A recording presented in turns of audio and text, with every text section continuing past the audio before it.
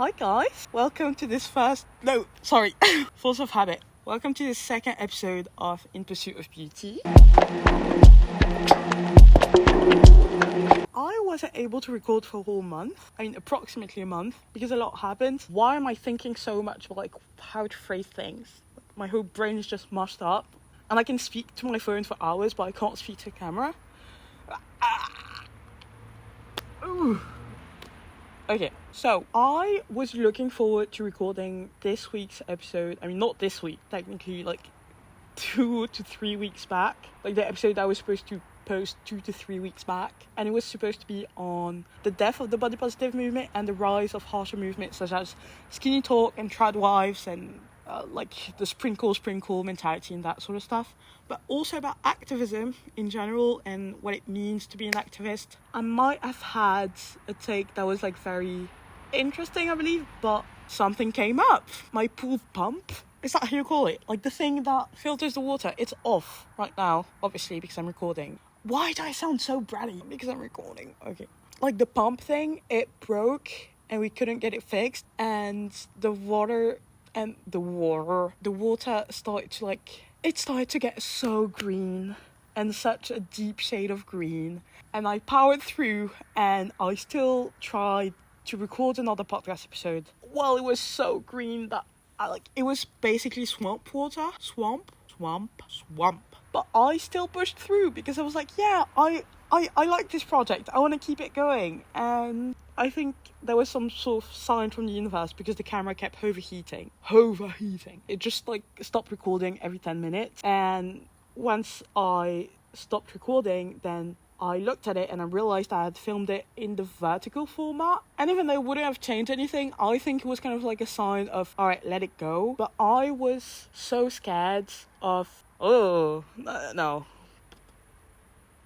Okay. I was so scared of it becoming an excuse to not do the podcast because... Okay, let me phrase it differently because it's hard to put together. I think it's a very common thing, but I have this feeling that I can't start something unless I'm perfect and unless it's gonna be perfect. It's a paralyzing perfectionism. When I started this podcast, I had thought about it for weeks and I had just thought to myself, I'll just start. I'm not perfect. It's not gonna be perfect. It's alright. I'll just start and that's it. And I was fighting this belief that I needed to be perfect in order to begin something. And I was so scared that the fact that the pool was green was going to turn into an excuse that I had for myself to not do the podcast because it wouldn't be perfect. I think it's finding this balance between learning not to be perfect while still holding some sort of expectations for yourself. But anyways, now it's blue and I'm so happy and I'm speaking so loud and it's so late and I shouldn't be screaming so late. This week's episode was supposed to be on the body positive movement, but I grew tired of it again and of listening to my own thoughts. I had a discussion about this topic with one of my closest friends, my closest friend. He kind of made me question things. I still have the same opinion, but I feel like I'm not as ready to speak about it now. Hold on, there's my cat.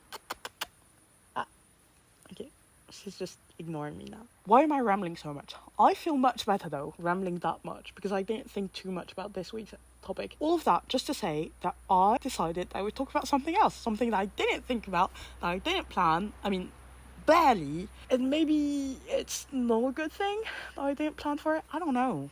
Is it? By the way, do you like the new colour, the change of t-shirt colour? I don't know. I have people that are sleeping in my room, so I can't go into my room and find a white t-shirt. I just took the first t-shirt that I could take. So it's not really an intentional thing, but can we pretend that it's intentional? I think when you start a podcast, it's obviously the first few topics are going to be about why you started the podcast and a few details about yourself, I guess. And I told myself that I wouldn't make this podcast into a personal thing, but then I realized, why limit myself on my own YouTube channel? So I'll just talk about what I want to talk about, and if you find it interesting, then that's good. If you don't, then obviously I'll be very hurt and I'll pretend that I'm not. As I've said, I've thought about doing this podcast a few weeks prior to starting it, and obviously I've talked to my friends about it, and unless you don't know, I'm French and I lived in the UK for the past 2 years as part of my studies, and now I'm back in France. And so when I talk to my friends about it, it was a mix of like British people, international people, and then French people. And they would always ask like, oh, is it going to be in English or is it going to be in French? Most of the time for the international people, it was like, oh, will I be able to listen to it? And for the French people, when I said that it was going to be in English, it was kind of like, oh, why? But like not in a bad way. And like I think it was just curiosity in it. What? Why? Why am I doing this in English when it takes me a while to put on French subtitles with, small little inside jokes and that sort of stuff? Why do I do it in English? And it's not only about the podcast, but it's also like in general, why do I feel such comfort in English? And yeah, I hate that I speak so slowly when I'm on camera. Anytime I don't look at myself, I think it's because I feel like no one's listening, so I can take as much time as I'd like. But I hate listening to myself speak slowly. Ooh, maybe I'm oversharing a little bit. Maybe this podcast episode has too little structure. I don't know. It's already been 10 minutes of me waffling about nonsense. Anyways, let's get into the topic. So yeah, why English? I think for this podcast, I decided that I would do it in English only because I think I feel more comfortable exploring a little bit of my creative side and personal thoughts in English than in French, I guess. And I mean, maybe it's not about being able to share my thoughts in English in general, but it's being able to express my thoughts and feelings in a language that I know is less likely to be understood to its full extent by the person that is listening to me. When I express my emotions and my vulnerability by doing it in a language that is foreign to the other person, even though they speak this foreign language, the fact that it is foreign to them but still very familiar to me means that all the subtlety in the words that I use and the depth of the words that I'm using will most likely stay mine. Even though I'm being vulnerable to the other person, I still get to hold a part of that vulnerability. Because I think anytime I allow myself to be vulnerable, I tend to overflow with emotion and just overwhelm the other person. Yeah. Anyways, so, oh my god, my ramblings. Maybe I should have prepared this episode a little bit more. I'll get better at preparing episodes as we go on. Please bear with me. If you can. Why am I begging? So why English? So let me explain how I learned English first of all. My mom is Nigerian and my dad is French. When I was a kid, my mom used to speak to me in English, but I would refuse to learn it. Like actively refuse to learn it. She would speak to me in English, I would answer back in French.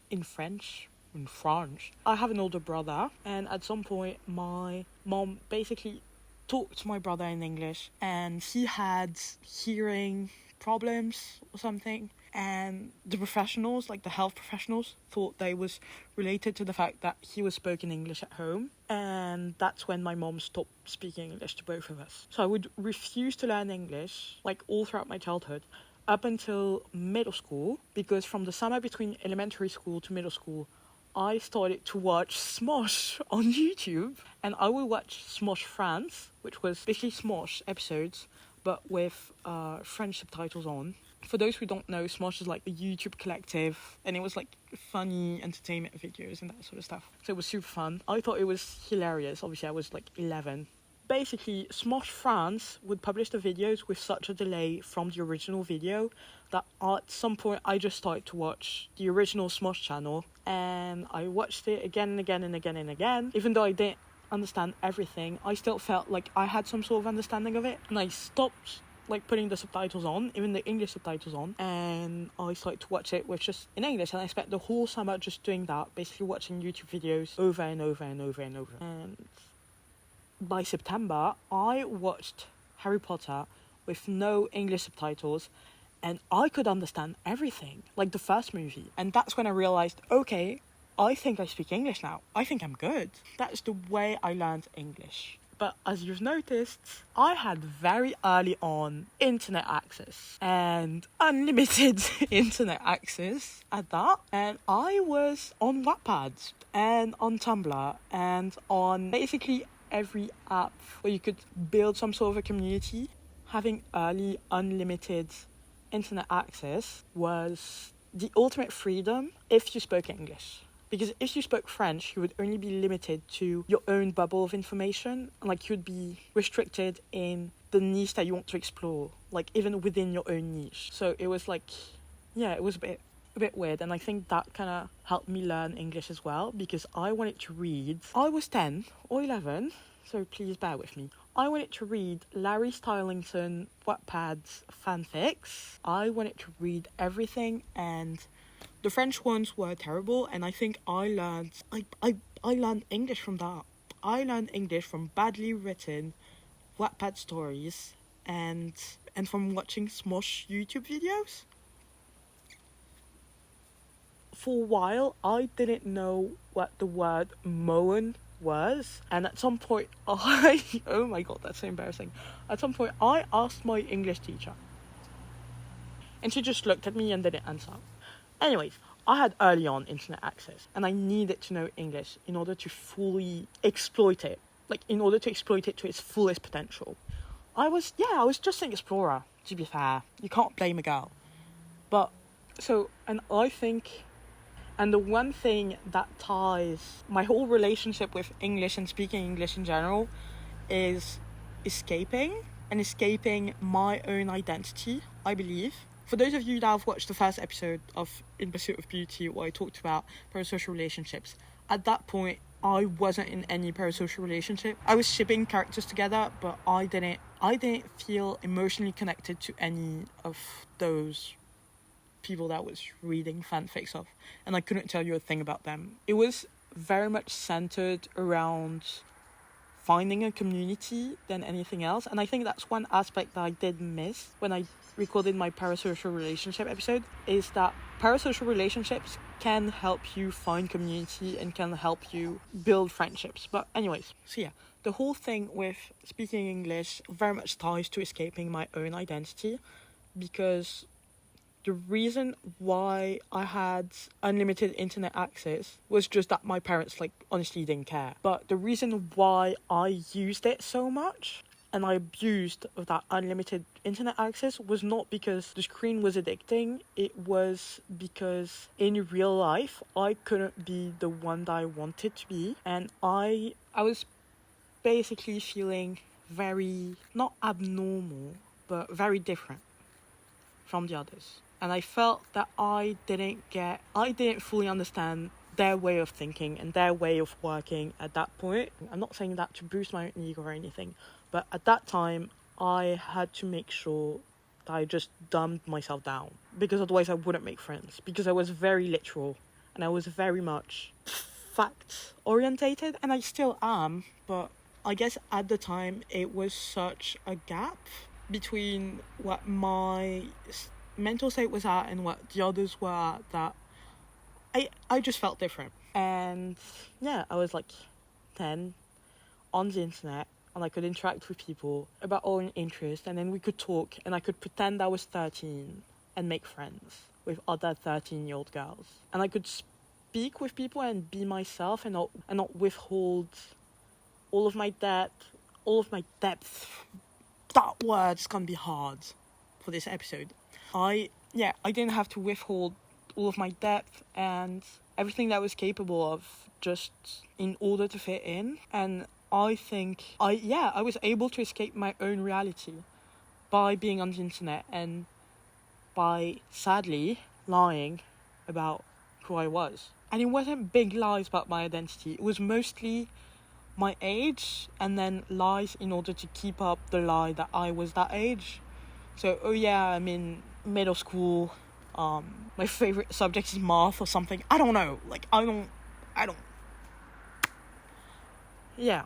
And regardless of being able to interact with people and not have to withhold my personality, not my personality, but withhold parts of myself and that sort of stuff, and basically, censor myself, I was also able to have this whole new space where I could explore creatively and not with anyone that I know, and just have pure strangers interact with what I had in my brain, and just raw honesty. I sound so I sound so full of myself right now. And I'm not saying that, like, in order to be like, oh, I was smarter than others or anything of the sort. No, I was the least emotionally smart person ever. I was a socially stupid kid. I didn't know how things worked. And I didn't know that you had to protect people's feelings or that sort of stuff.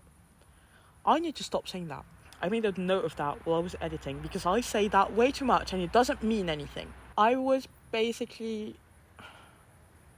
I think I was smart in another sense that made it hard for me to be both at the same time. For me to be socially smart as much as I was the other kind of smart and still be accepted if I was the other kind of smart, basically. But yeah, I'm not saying that in order to be like, oh, I'm so full of myself or whatever. I genuinely, there was a gap between the expectations that people had of me and the behavior that I was supposed to have and the thoughts that I was supposed to have, my thoughts process and the way I converse with others and what was truly in my head. Like, I was expected to behave like a 10-year-old, but in my head I was not like a 10-year-old. And then there was another gap of my appearance because I did look older than I was, and people would expect me to behave socially like I was older than I was because my appearance was as such. And if that obviously comes like early on sexualization, but that's another thing. I don't want to dive into that right now. But yeah, so Wattpad helped me explore creatively immensely and converse with people and be challenged about my sets of beliefs and everything. And I wrote some pretty decent piece of writings.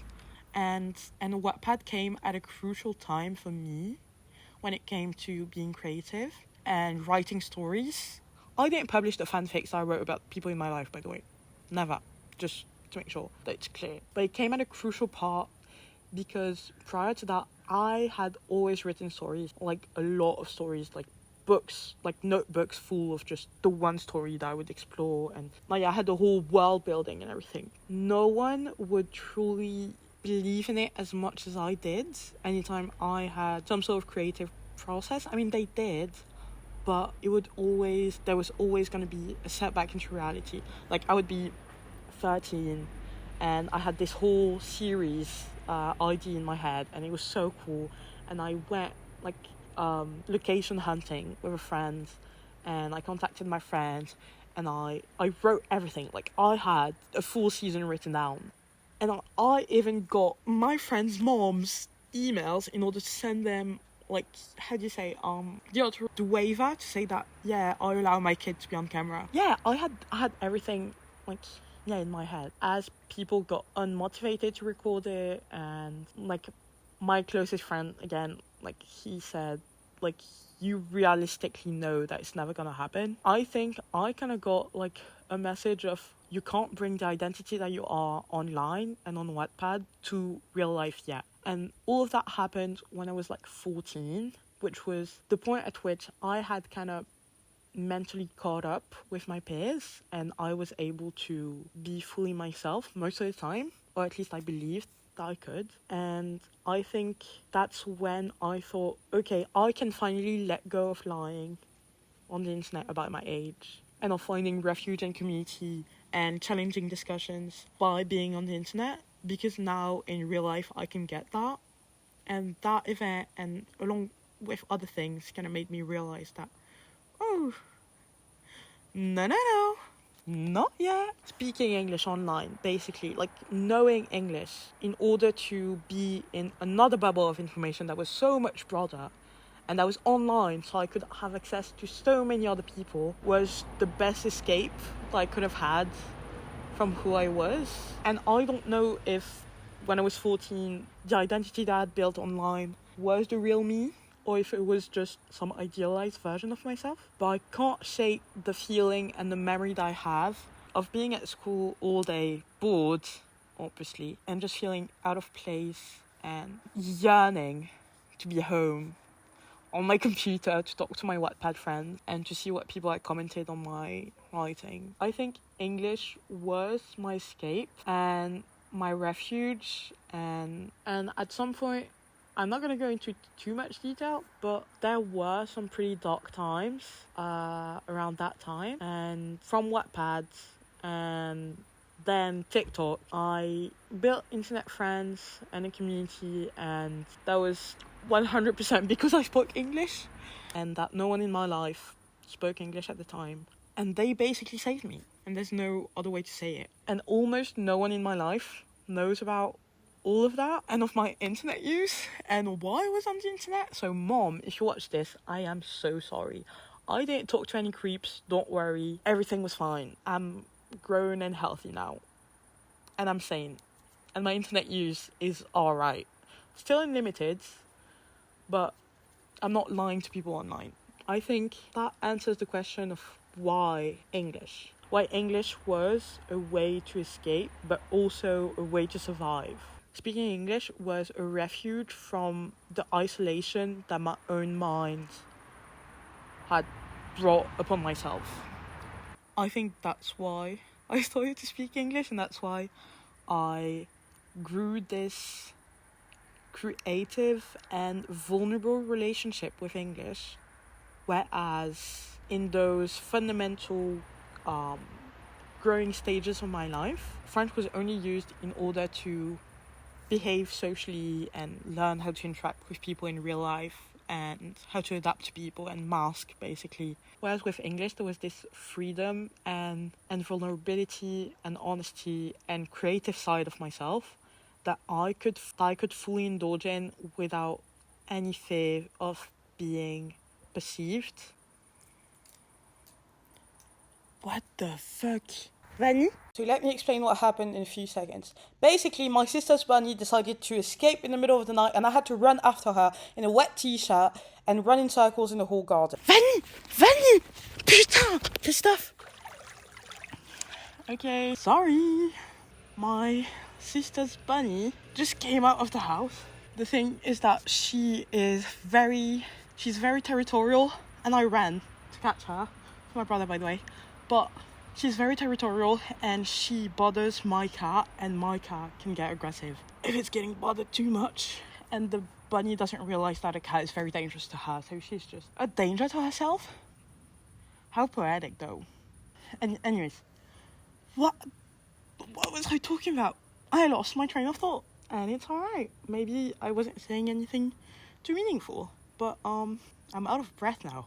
Gosh, what was I saying? Anyways, yeah, I guess that explains my relationship with English and why I have this deep connection to English anytime it comes to, anything creative. Why do I judge myself like that? Ew. Why do I care? I don't care. Let's not care. When it came to anything creative, but also when it came to being vulnerable about my feelings or anything. Like, I've had deep conversations about my feelings with another French-speaking friend, but fully in English, only because they felt better. And I could just offload a bit more of my chest. But also, for the same thing mentioned earlier, is that the weight that I put in my words when I speak a language that is foreign to the other person I'm speaking to will only be mine.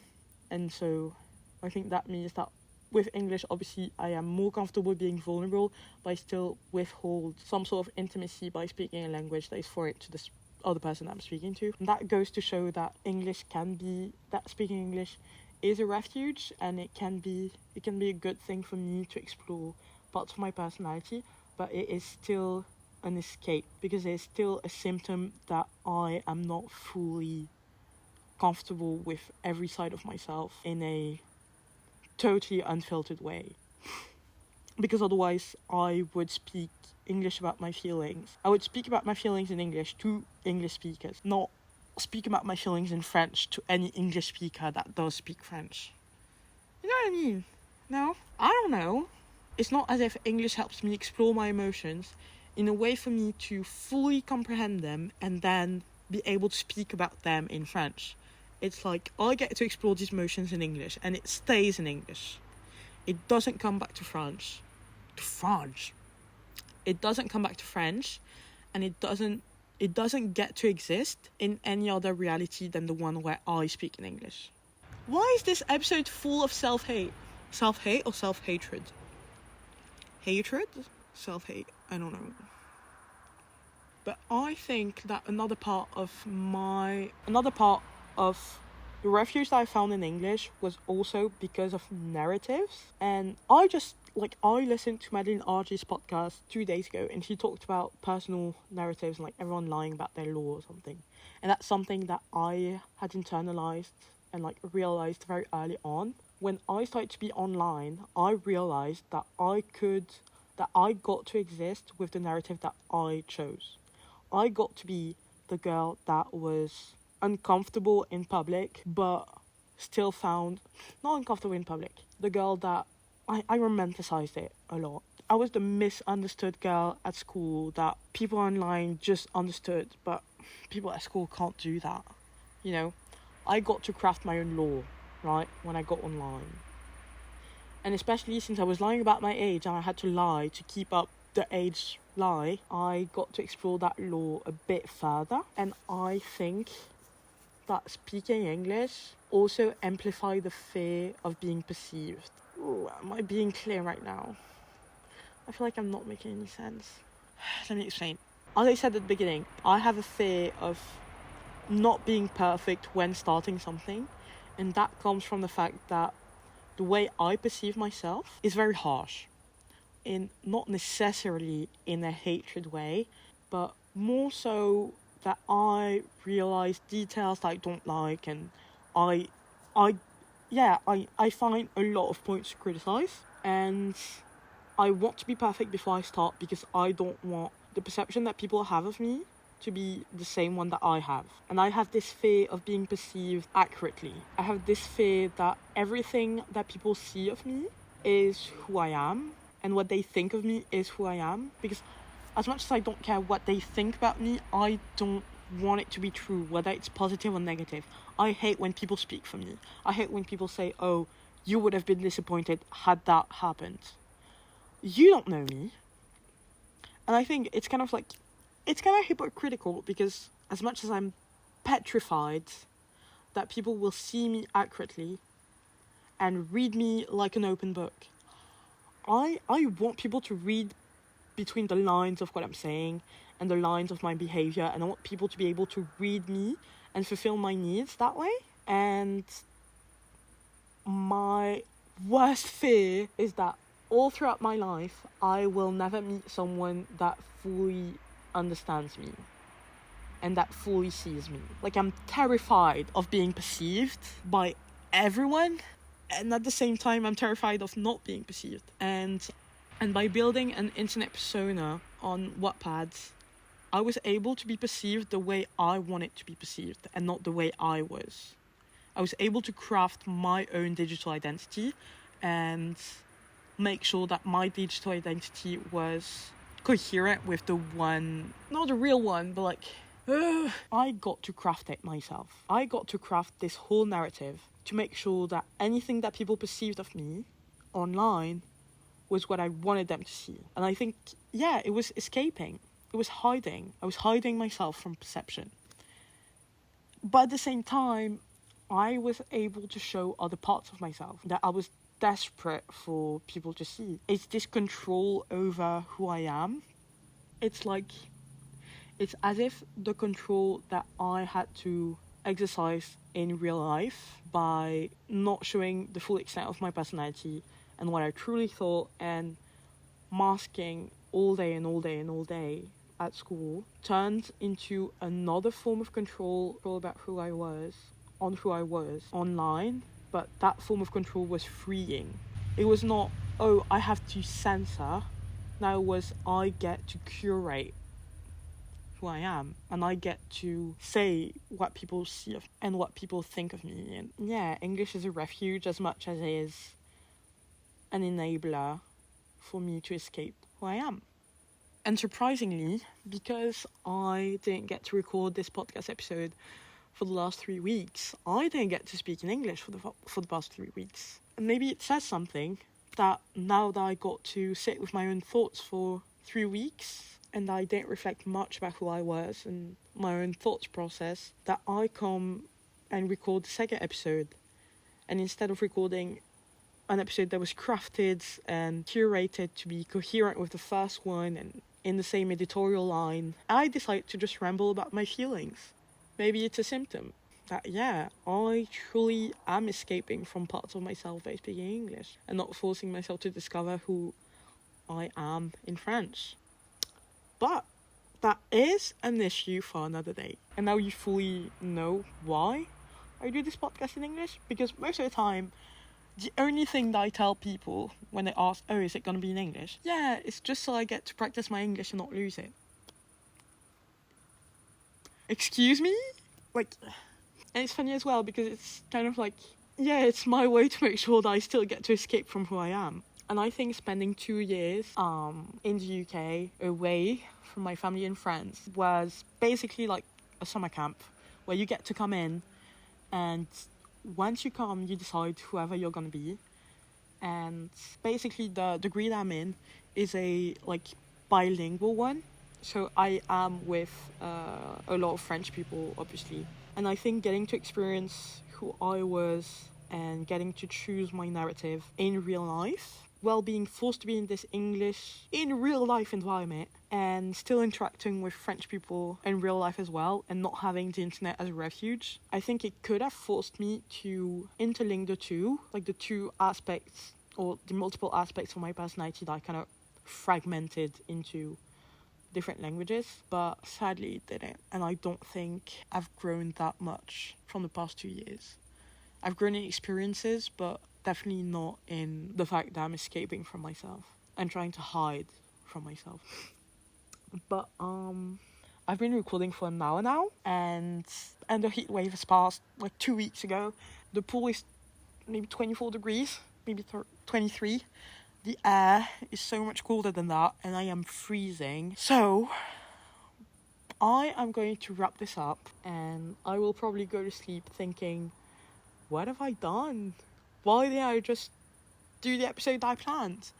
Maybe I won't. I don't know. Who knows? Maybe Ines in the subtitles can answer. Okay. Thank you for listening. And for taking the time to listen to my ramblings and thoughts about speaking English. Okay. And you know what? Let me add one more thing. I think Franglish is not something that I seek comfort in, though. It's comfortable, but it's not something that I try and that I use to hide myself from me, because I fragmented my personality so much that I don't let it intertwine. So Franglish is just fun. Okay, why am I saying that? Anyways, why am I saying anything? I should stop questioning why I'm speaking. This is my YouTube channel and my YouTube video. I can do whatever I want. And I will. Maybe not. Maybe yes. Who knows? But yeah, anyways, if you had unlimited internet access, way too young, and it built you as a person, or you lied about your age on Wattpad, please text me, because I need other insane people in my friend group. Anytime I've spoken about it with people that had English as a second language, it's always so interesting to know the way they explore different parts of themselves in those two languages. So if you have any fun experience to share, please do. I want to have like this podcast as a sort of like a community where you can learn from each other's experiences and hopefully grow. Yeah, I kind of thought of this podcast as like those late night conversations that you have at the end of a party when you're in the pool or something. And I was so thankful that I got feedback from a lot of people after the first episode, because otherwise I think I would have replicated maybe just a girl alone in her pool rambling at the end of a party. So that's not the cutest thing, is it? Maybe not. I don't know. But yeah. So we'll meet here next week, hopefully, if the pool stays blue, and I will keep getting into that pool even if it's cold or raining or anything. Maybe not raining, but I will keep getting into that pool, don't worry. So yeah, I'll see you next week on the same night sky in my pool, floating between thoughts and feelings. And until then, I don't think I can give any advice, because that was an experience sharing episode, not a breakthrough. So I guess until then, take care of yourselves and don't get into a pool at 1 a.m. that is way too cold, and don't let a bunny get out of your house and have to run after it at 1 a.m. in the dark. Please. Especially not in a wet t-shirt. That was In Pursuit of Beauty.